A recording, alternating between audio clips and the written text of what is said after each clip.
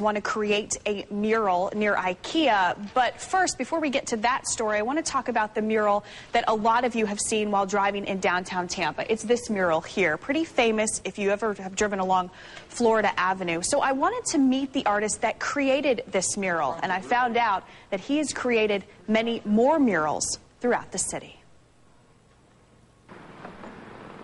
Everywhere I go with the mural, it's about giving that imagery to the community that lives there.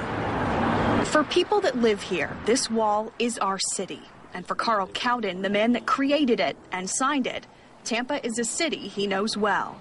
The T shows Sulphur Springs. Inside A is Gasparilla.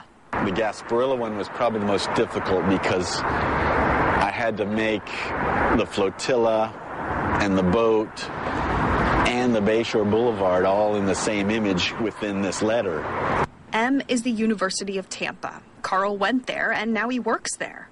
The P shows Ybor and the trolley. And the second A is Carl's favorite, the Hillsborough River, an innocent image that reminds him of being a kid. Using an old postcard for inspiration in 2003, it took Carl about 3 months to create what you see today. It's an image one newly engaged couple wanted to use for their Save the Date announcement.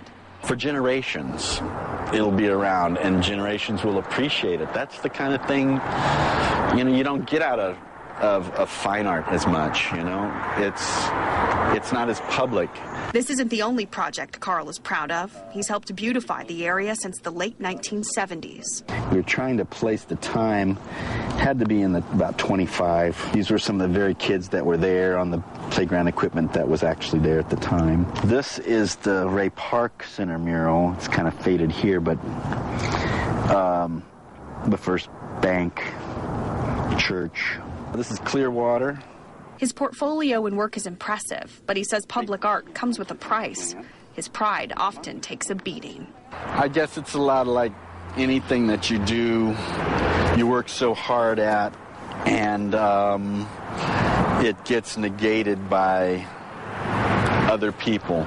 Other people have occasionally made the decision to paint over his murals. Months of work gone in just a few hours. Still, though, Carl continues to paint and preserve everything that's good about our city. And even though many who drive along Florida Avenue have no idea who painted the piece, it's a painting they appreciate.